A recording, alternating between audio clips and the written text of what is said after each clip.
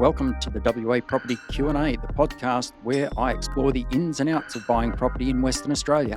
I'm your host, Peter Fletcher, and each week I interview local property experts to help you to develop a deep understanding of the nuances of buying property in WA. From market trends to legal considerations, no topic is off limits. But before we dive in, a friendly reminder. While we provide valuable information, it's important to note that nothing discussed in this podcast should be construed as personal investment advice. Always remember to seek the appropriate professional advice for your specific circumstances. Now, let's get started and unlock the secrets to successful property buying in WA.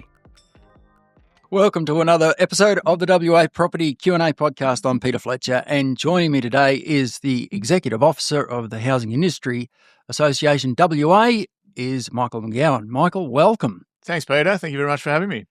Good to have you here. So tell me about your role at HIA. So HIA is we're a national organisation, but obviously my role is heavily focused on WA and the WA market. We are here to support anyone involved in the residential construction industry to obviously grow the affordable supply of housing in WA. Traditionally, that is in the construction side of the market. So we have a heavy contingent of members who are builders, everyone from the volume builders that everyone knows, right down to your mum and dads and renovators and, even those bathroom and kitchen industries as well that are really prevalent in the industry. We also support a heavy trade base, manufacturers and suppliers, town planners, everyone that has, I guess, a vested interest in the supply of housing in WA. Mm-hmm. And my role is really to understand what the challenges are for a lot of those businesses, communicate those with government to try and work out, how we can do some of those things better. Mm-hmm. But then also we have a range of commercial services that support builders of all sizes. So that might be your home building contracts that a builder will have with a consumer. We supply those to many of our members and then provide the, advice and support around those. We've got a wide events and awards program. We're a group training organisation, so we have about 80 apprentices that are directly employed by HIA but are out there working in industry for builders and trades. Mm-hmm. And we also do a significant amount of training. So for those who are looking to become builders, they generally have to do a diploma of building and education, building and construction, and we offer that and do that delivery as well as a broad range of professional and accredited courses that are designed to upskill the market and bring people through on that journey to becoming a home builder. At a corporate level, do you work closely with other associations such as REWA, UDIA? Yeah, we recognise that we all have our niches within those markets, but we all interact. So certainly across Master Builders, UDIA, Property Council and REWA, there's regular catch-ups and discussions around policy. We won't always agree on certain aspects of those policies, but where we can be aligned, it obviously makes sense to have a united voice when we are talking to government about what the industry needs. And I think, over the last 5 years, some of those needs have been really aligned on, how do we get more supply into the market, whether that be in the greenfields areas or how do we get more infill, whether that be gentle density, some of those townhouses and developments that, we desperately need, right through to high-rise developments that, we at the moment seem to make sense in South Perth, Applecross and the western suburbs, but we need more of that delivery across the metro area. And with the development of MetroNet and some of those transport-orientated development sites, they're some of the key areas that we need to activate over the next 5 to 10 years to be able to provide the appropriate housing supply for Western Australians. Mm. Where's the big choke point for supply at the moment? Yeah, so we've come a long way. So 10 years ago, we were building 32,000 homes. Just prior to COVID, that was down to 12 to 13,000 homes, and we're back up to 22,000 homes in the last 12 months. So it's been an interesting cycle, and obviously WA is heavily affected by the resources sector, and over the last 5 years, COVID and a high volume of migration that's come into the state, and all of those people need somewhere to live. So the industry has adapted. Obviously, our key ones are around land and labour. It's interesting to know that WA has a land availability challenge at the moment. We've got several growth areas identified in East Wanneroo, Ellenbrook, out in Mundajong, but it takes time to be able to get the essential services, which are power, water and sewer, to those areas. And obviously it's pretty costly to be able to make those, to develop those and have that initial infrastructure there for land developers to be able to bring to market. So that's definitely a choke point at the moment. But also the amount of labour that we've got in the market. So there's lots of talk about how do we grow apprenticeships, how do we grow skilled workers, and obviously we're starting to see a little bit of interstate and international migration. How do we bring the right kinds of people into Western Australia? How do we incentivise that? And how do we make our businesses more sophisticated so that they can cater for those people coming in and grow their workforces so that we can help build more homes for Western Australians? Because at the moment we are at a bit of a capacity. It's funny, it's not necessarily a choke point. The process is smoother, but the more land we can make available and the greater we can increase the volume of workers, we'll see more supply come on market. How soon can the land supply problem be solved? Unfortunately, not as soon as we need. I think it's a 5 to 10 year problem. I think, the likes of Western Power and Water Corp and the civil construction industry are facing the same challenges that the bricks and mortar housing industry are facing. So, the more we can grow those workforces, the more we can get that activity happening sooner. But unfortunately, I think we're building, as I said at the start, we're building 22,000 homes. Our projection is that grows by, somewhere between 5 to 8% every year, just with speed and efficiency that comes in. But until we can make high density type living work, and there's a heavy reliance on land development and the land development industry, it's going to be a little bit constrained. What's easier, infill or greenfields? I think they're both really important to where we are. And I think if you looked at the mix that we've got at the moment, much of the 22,000 homes that we're building at the moment, there's probably 18 to 19,000 of those are in the detached housing market, 12 of those in the greenfields, which is kind of, pressing out to the outer reaches of Western Australia. And I think, historically and culturally, we've built an ethos of, come to WA, come to Perth, have your own block of land, have your own house, live near the beach, and that's kind of where we're at the moment. So it's very hard to change that. But I think we will start to see the growth of the infill market over the next 10 to 15 years.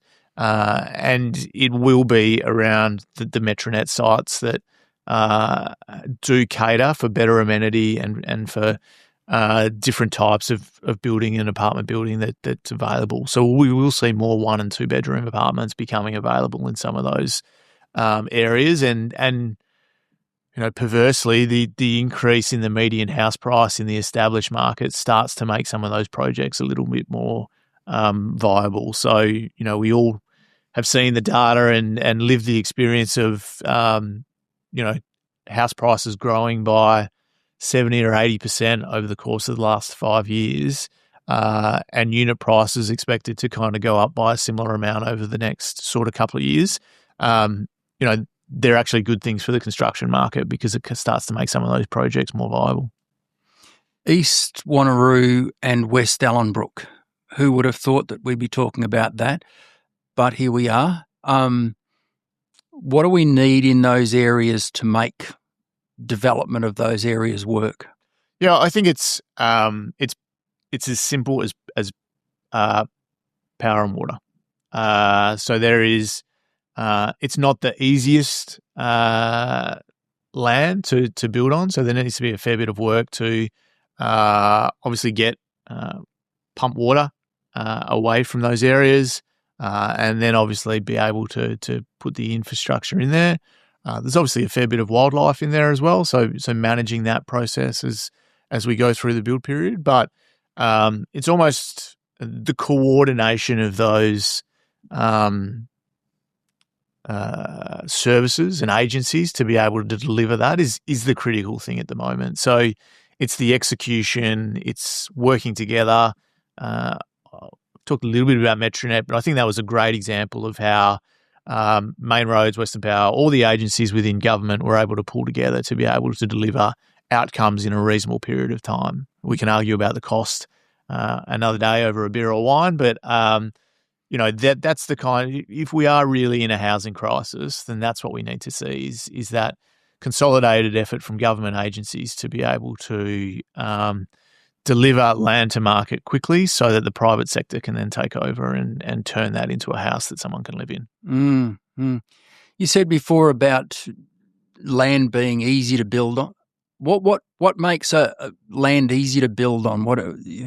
Talk to us about that. Well, traditionally in Western Australia, we've had these large parcels of flat land that have been easy to build on because it's a simple soil. And I guess over the last 5 or 10 years, we've seen more land banking, more benching, more limestone blocks, and retaining in some of those estates because it is getting harder to build on. And a lot of those areas that we talked about, Mundijong, East Wanneroo, it's a very clay soil. The water table is a lot closer to the top than it is in some of their traditional areas. So that makes it challenging. And I think the other part is that we're moving into areas that used to be market gardens, and they used to be they're owned by a larger group of stakeholders. So for a land developer or someone in that space to, I guess, buy a parcel of land that is feasible for them to then develop into a stage or stages, they're now dealing with 15 different parties, whereas previously it might have just been 1 or 2 different landowners that they needed to amalgamate to make something feasible. So there's a few challenges out there that are making it difficult and adding to that time frame. But I think the fact that we've identified those particular parcels of land and the government's on board with another 4 or 5 behind that, we just now need to pick some winners, if you like, and invest that resource into developing those as quickly as we can. I was talking to a real estate mate of mine recently, and he spoke about the length of time it takes to get a development approved. Is that a problem for you guys? I think so, yeah. I think, we'd love to get things approved in a matter of weeks. We know that's not always possible. We know the further that we go out into some of these corridors, there's annual events that happen, whether that's around flora or fauna or anything else that happens in the environment that can't be fast tracked because it needs to be observed and anything like that. But I think there are definitely ways to do it faster. I think it takes far too long at the moment. And like I said, could we be smarter with our infill development approvals process? I think it's incredibly yes. Again, is the easy answer. But there's a number of challenges. Whether that is having how much local community involvement and do you get in the decision making process? And obviously, we've seen several examples now over the last 12 months where the community hasn't supported significant apartment projects that will bring great benefit to the surrounding areas or the communities, but for those that are already there, it's obviously a fair change in why they moved to the area and what they purchased. So I think there is, there's a part for community consultation, but I do think there is a opportunity now over the next 5 to 10 years of a ring around Perth that's probably between 5 and 15 kilometres from the CBD that could be a real range of development of infill. And I think, when we talk about infill, people automatically go to the 20-story apartment complexes, but there's a whole range of blocks and land parcels within that 15 to 20 kilometre radius of the CBD that could be the gentle density that we talk about. That could be some really cool small apartment complexes, or 3 and 4 dwelling type developments that aren't your traditional just taking up every area of the block. There is some really cool ideas coming out now, and those kinds of gentle density, I think, is probably what the WA community is more amenable to. And having a townhouse with a bit of a backyard, it might be narrow, but they're the kinds of things that I think we will see develop, and hopefully we can continue to tweak some of those planning schemes and encourage development in those areas to see more people come back to the city. Michael, should we be encouraging more 3-story homes? I think depends on your story. 3-story homes or 3-story apartments, or 3-story dwellings? I'm thinking dwellings, like so if you had 3 on a block, instead of building 3 2-story townhouses, you build 3 3-stories, and that would give more internal space, but it would also give more backyard, or potentially more backyard. Yeah, I think we've seen some examples. Canopy, which is over in Glendalough, which is near the city. We've seen, I guess, the first stages of a townhouse type development, and many of those are 3 stories. I guess at the end of the day, it comes down to cost and affordability. So for every time that we go up, it obviously presents some challenges in regards to scaffolding and construction codes, and when we're in this period of trade shortages, you'd be amazed how many trades, for them, it's easier to go out to a single block out in the sticks, play the radio really loud, do their work and get out of there. When we start talking about some of that infill development, you're starting talking about scaffolding. Obviously, there's a fair bit of time going up and down, whether it's lifts or whether it's stairs.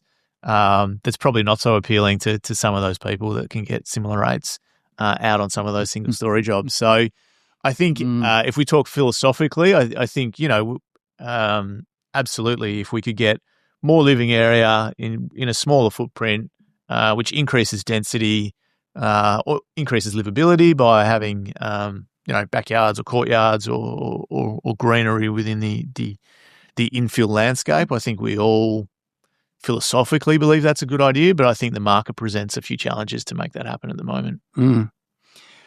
Back in the day, I would not even think about purchasing a brick veneer home. It was all double brick or nothing. Has double brick run its course?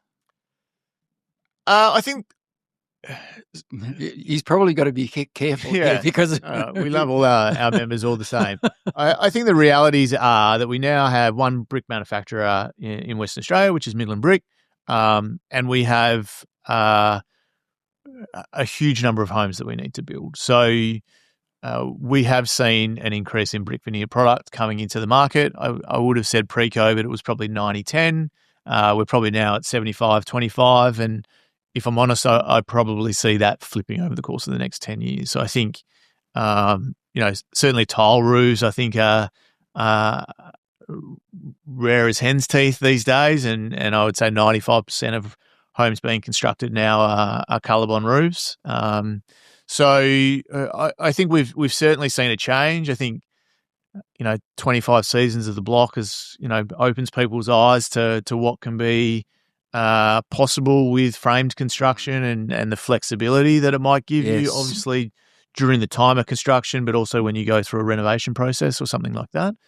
So I think, yes, I think the Western Australian holding on to that my house has to be double brick is changing. And I don't think that's a bad thing. I think, from a capacity point of view, we need to expand the ways that we build. We need to expand the number of homes that we build. We're also seeing, obviously, an increase in modular that's coming into the market. We've got SIP panels that present some other forms of construction that are able to stand a structure up a lot faster and perhaps not get congested in the backlog of bricklayers and bricks that we've seen in the past. Tell me about modular. Yeah, so I think a modular house, I think 5 years ago people thought of the dongers that you saw on the FIFO camps, and that was something similar, but they've come a huge way. Did we used to call modular homes transportables? I think they're different. So I think a modular home, I think a transportable is more about it is easily transportable. It may or may not have wheels, and it can be taken from spot to spot. I think the modular homes now are built in modules and in factories, taken on the back of trucks, and you'd be a brave person to hook them up to your ute and try and move them. So I think they certainly, as I said before, add a huge amount of volume. We'll add volume to a market that needs volume. They're now, there might be 3 or 4 different modules in a modular home. So they definitely have advantages of being able to be constructed in a factory type setting. They're less affected by things like the weather. The banks are now recognising them more as a viable mainstream housing option, which, traditionally the modular homes have had challenges with finance, that you either needed to pony up everything at the start of the project, or the builder took on all the risks and hoped that you paid them at the end. The banks are now seeing them more as a mainstream product that, they can provide finance to and progress payments so that the builder's not taking on all that risk. They have their own challenges in that we don't have a huge amount of industrial land available in Western Australia. So for them to grow, they need more space. So they do have some capacity constraints. But, again, I think we're seeing, particularly in regional WA, more of the modular product becoming where there is, I guess, greater constraints around labour and workforce. A fantastic option, I think, for the government and their regional houser key worker schemes. I think modular is a really important way that they can address those challenges at the moment, but also have a flexible housing supply so that, if there's a huge demand in Karratha or Port Hedland or Geraldton or Albany or Mullawa or Kalgoorlie right now, then we've got a housing portfolio that we can manage, but it can't always be like this. So, in 10 or 15 years' time, there is going to be a downturn of some sorts, and perhaps the need for housing in some of those locations isn't going to be as great as it is now. And the flexibility to move some of that housing stock, I think, is going to be really important. So I think, modular plays a key role in that government housing program, both social, affordable, and key worker space. You mentioned panels. Tell me more about that.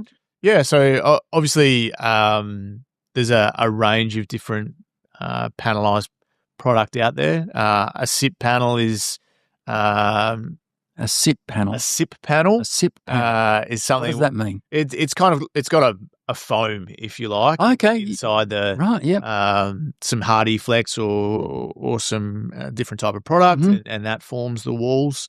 That they can be printed so that you've got all your power and water channels already in there. So they're a growing part of the market that we're starting to see out there. I guess the panelised product is also in that veneer market as well. So we're seeing many manufacturers and suppliers starting to produce wall frames, floor frames in a factory, shipping them out to site, and then obviously the trades are there to be able to stand them up. And Lego's probably not doing it justice, but I'm sure we all played with Lego when we were younger, and it's a very similar type of scenario where everything is numbered, everything is I guess like a big Meccano set that you put together, and there's certainly benefits in being able to get that out to site quickly and stand it up. And at the end of the construction, you'll always have one panel left over. Well, yeah, you have one panel, one screw, and 1,000 spanners or something like that. So, I think it's a really exciting time, and I think the fact we're not shying away from there's a housing crisis, but it also means that there's a really long-term supply of housing that's needed in Western Australia. And I think historically we've gone through these cycles every 7 years of peaking and troughing. And that makes it really hard for innovation, makes it really hard for business investment into the manufacture and supply chain of building homes. So if we all agree the next probably 5 years is going to be pretty solid from a home building point of view, it means that these businesses can invest, they can scale. We've seen government programs where they are investing in innovation funds to be able to help businesses get the scale that they need and to meet the costs so that we can see more of this product into the WA market and standing houses up faster. Does China form part of the supply chain for the housing industry? I think it's certainly, we certainly get a lot of products that we import, whether that be from Europe, China.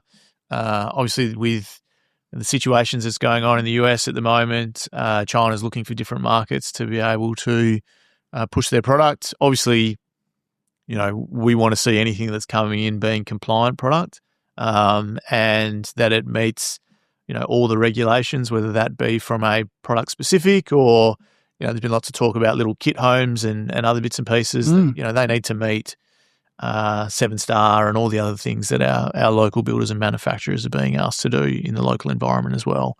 But certainly, a lot of products do come in from China, whether that be tiles, timber, and a lot of cabinetry and other bits and pieces that people are looking at bringing in.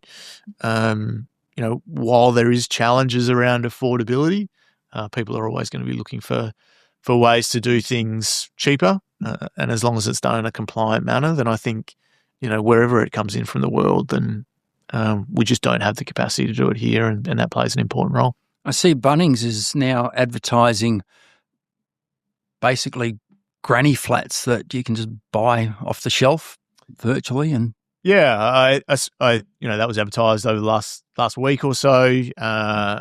Again, I'm not across the detail of it and whether it is more of an office type setup or it is actually a habitable dwelling, and obviously we'll look into that further as we hear a little bit more about it. But as I was saying before, if people can do it, I think we are looking at different ways of providing housing, whether that be new housing, infill housing. Granny flats is something that we're seeing a huge amount of growth in with some of the changes in the planning policies that the government's made over the last 2 or 3 years. And I guess as that affordability ceiling grows, we will start to see more intergenerational living. So you might have, your family home and you may have a granny flat out the back that your 20-year-old moves into when mum and dad have had enough of them under the main roof. And then who knows, maybe in 20 years' time they flip and the mum and dad move out to the granny flat and the 20-year-old is ready to have a family and they move into the traditional family home. So I think there's some really interesting, movements and demographical changes that WA is going to encounter over the next 15 to 20 years. And a lot of that is being set up now. Where's the trends going with home design? Yeah, so I think, a big thing that we've seen over the course of the last 4 or 5 years with the increase of people working from home is being able to have a place that is a home office, whether that is a bedroom conversion or the like. I still think people want that outdoor living space as well. So we're still seeing, people really value, that 3x2, 4x2 with a porch or some sort of area to spend outside. So I think they're the kind of key ones. I think, obviously we're seeing the introduction of more solar. People taking into account battery storages and, are they going to have EV vehicles in the next 5 to 10 years? Do they need to start to cater to that? We're seeing more electrification within homes, which presents its own challenges with Western Power and the network. But, I think the other thing that we're seeing in the other half of our membership is in the renovation space. And those people that have, we talk about probably 4 different types of renovators out there at the moment. There are those that have got a significant amount of equity that they've built up in their own house and are using that to do some renovations. They love where they live. And, they're looking to be there for the long term. We've got those that have had 4 or 5 small jobs that have built up over the last 4 or 5 years and turned into a big job. And, they're the people that are looking to make working from home more possible and set themselves up with, maybe somewhere to do that. Given how hot the established market is, we've got people that are renovating to sell. And then you've got people who were trying to get into a particular suburb, missed out on that suburb and bought something close and are looking to upgrade where they live. So, we're seeing all different types of the market be really busy. But I think we are seeing a natural trend of people, creating their home to be somewhere where they do want to spend a lot of time, given that they are going, if you're working 2 to 3 days a week, work from home, that's a lot of time to be spending there, and you want the amenity around that to make sure that you're comfortable. Yeah, that's the thing, isn't it? Where people want to spend more time at home. Back in the day, people went out to restaurants. Now they order in, and home entertainment's done inside. It's important that a home be a castle and be a lot of other things. By the same token, apartments go in the opposite direction, where you've got a very small amount of sort of living space, and then you do all your living outside of that.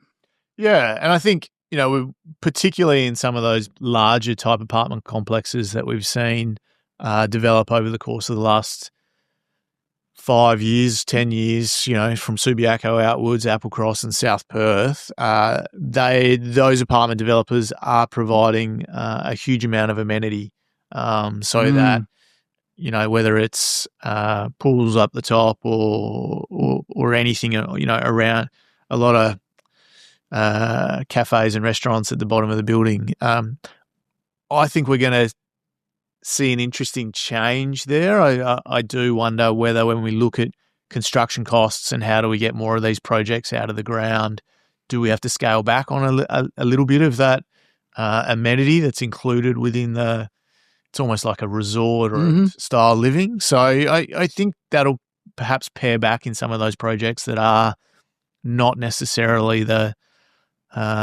western suburbs of the world. But where we do see, opportunities around Mount Hawthorn, Mount Lawley, Vic Park, and Leederville, I think, and Coburn, I think, that amenity is already there, and we'll see a little bit less of it within the apartment complex itself.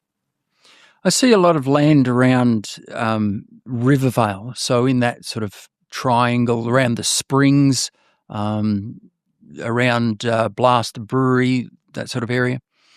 A lot of land, none of it being developed. I think there's one development, a Finbar development, starting to come out of the ground there.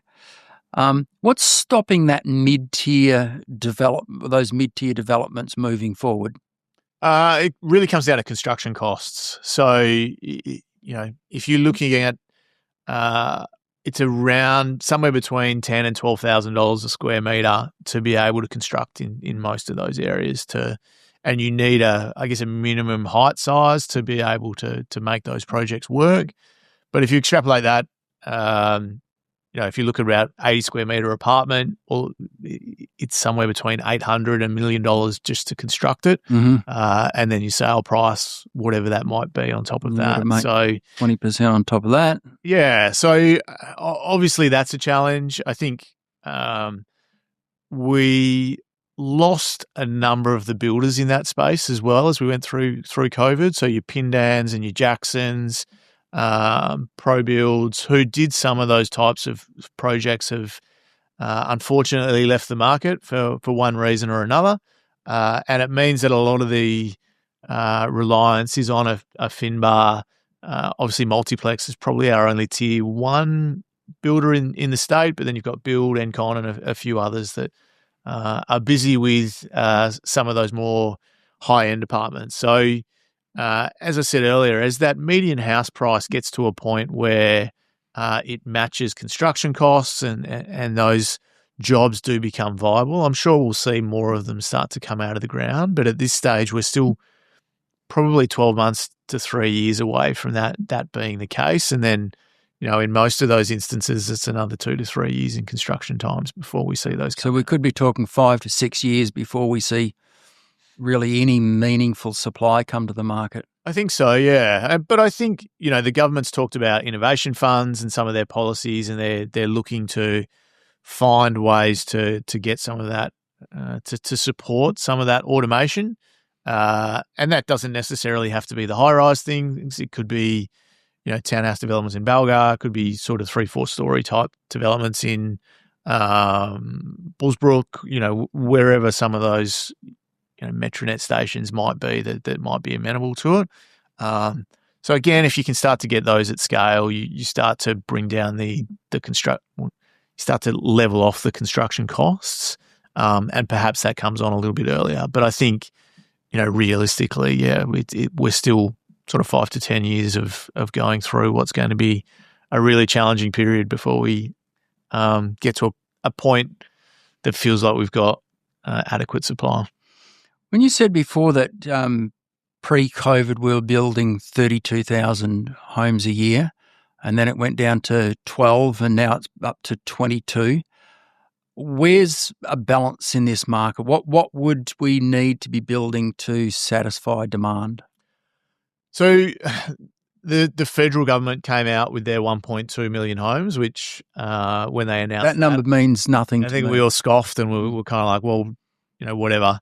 That equates to about 26,000 homes a year in Western Australia to be able to meet housing supply. I think if we all said if we could build 50,000 homes in the next 12 months, then every West Australian would have a home, and I think, philosophically we would all feel much better. I think the reality is that because of those constraints that we have in the market, that 25 to 26,000 homes is probably the right number of homes that industry can aspire to build over the next 2 or 3 years.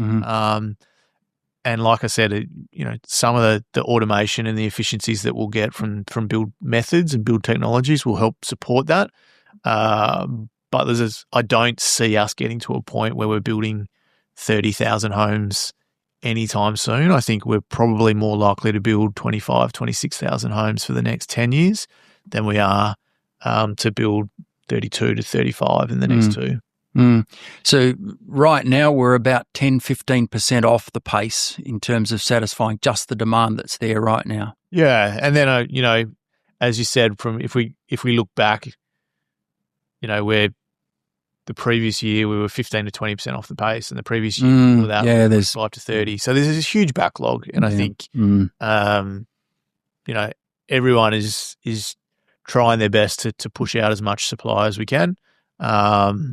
But there's obviously challenges out there that don't make it easy.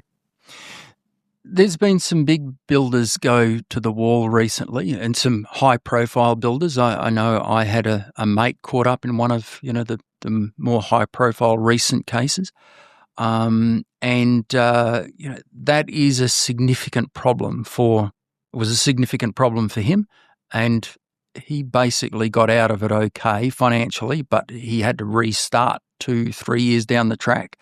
How do people work through securing a good builder when all builders look good?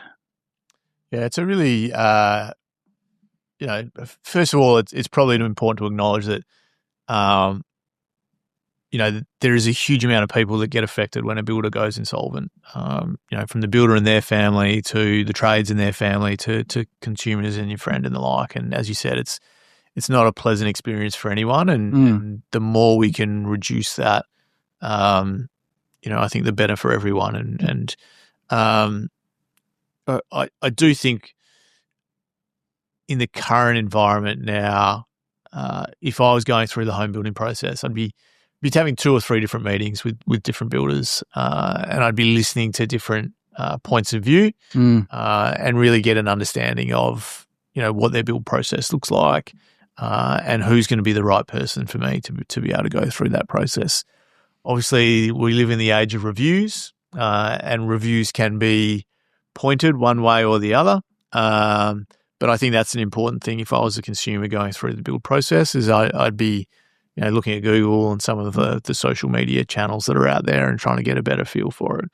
The thing is that there was an expression that this has been a profitless boom for builders, and a builder could be a good builder, but they get caught out by escalating labour costs, escalating construction, timber costs, etc. And well, we just got caught out by it and went bust as a result of it. Yeah, and I think that's no one's fault. It's not anyone's fault, and I'd argue there's 2 different types of builders, and we've probably thrown them into the same over the course of the last 5 years. And you're right, the way that the industry is structured is that you sign a fixed price. 90% of the people out there would sign a fixed price home building contract at the start of their build process, and then you hope that it stays somewhere close to that over the course of the 12-month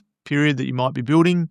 But obviously over the last 4 or 5 years where we've seen, labour and materials grow 50%, 60, 70%, builders just don't have the capital or the funds to be able to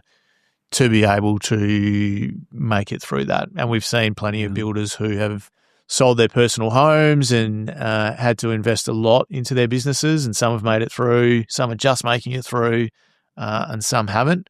So it was a profitless boom. But that said, I think we are emerging out of that. Those that have made it through are in a better position.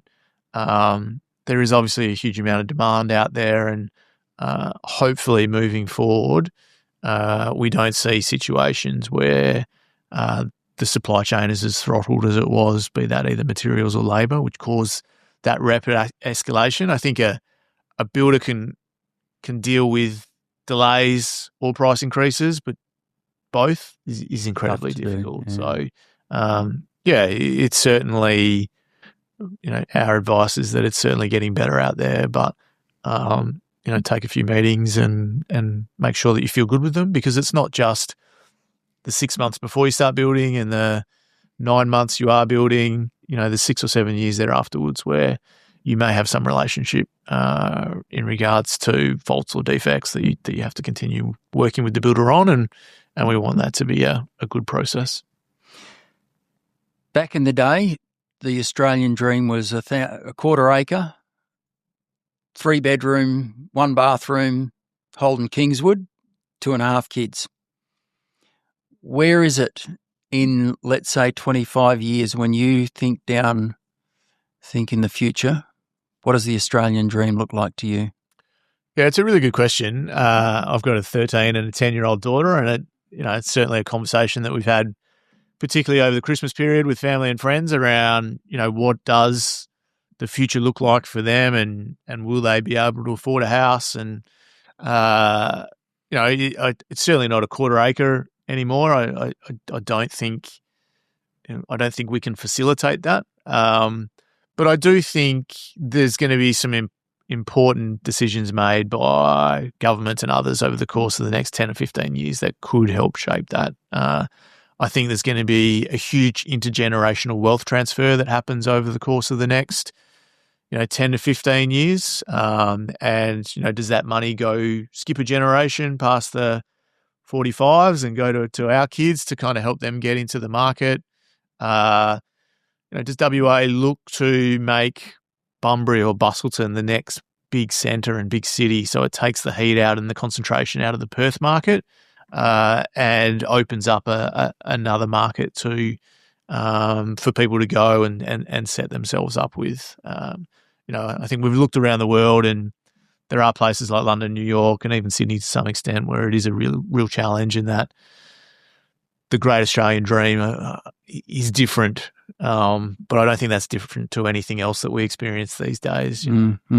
Back in the day, there was no mobile phones, no internets, all of those things that throw different challenges at us. So I do think you'll see more people start living maybe in renting apartments closer to the city, because that's, where access to TAFEs or universities might be. But then, perhaps it's more intergenerational living and different things that happens in many of other cultures, but might be something different that we have to think about. Michael, if someone wants to reach out and ask you a question, get in touch, what's the best way for them to do that? Yeah, I'm on LinkedIn, so feel free to hit me up on there. Otherwise, the HIA office is in Osborne Park. I think my details are splashed all over the internet, both mobile and email. So happy to have different conversations with people around. We don't profess to have all the ideas of how to fix things. So, getting that feedback from builders, the general public, is a key part of my job to understand, what are some of the best things moving forward that are going to help fix us. And like I said at the start, our primary reason for being is to make sure that there's an affordable supply of housing for all Australians, and anything we can do to help make that happen is important. So would welcome anyone who's got plenty of questions or comments, throw them my way. Michael, been a fantastic conversation. Thank you so much for being part of it. And until next time, this has been Peter Fletcher for the WA Property Q&A podcast. And that wraps up another episode of the WA Property Q&A.